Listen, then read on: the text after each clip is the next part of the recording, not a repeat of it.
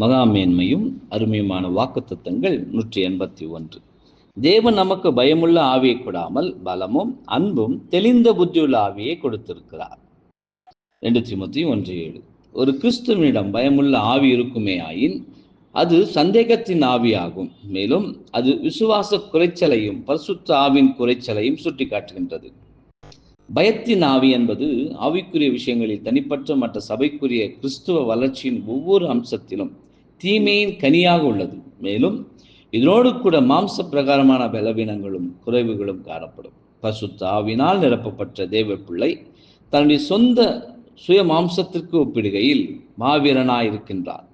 காரணம், திரைக்கு இப்பக்கத்தில் அவனுடைய பயங்கள் அடக்கப்படும், அவனுடைய இருதயம் வேரூன்றி நிலைநிறுத்தப்பட்டும் அவனுடைய ஆத்மா உறுதியாய் நங்கூரமிடப்பட்டும் உள்ளது. இவ்வாறாக உபோத்திரங்கள் புயல் போன்று வீசுகையில் அவன் விபரீதங்கள் என்னும் பாறையில் மோதாதபடிக்கு நிலைநிறுத்தப்படுகின்றான். பரிசுத்த ஆவியை பெற்றிருப்பவர்களுக்கு அது இத்தகைய வல்லமையை உள்ளது. மேலும் இது அவர்களுடைய சத்துக்களுக்கு எப்பொழுதும் பிரமிப்பாகவே இருந்துள்ளது என்பதே. ஆமேன்.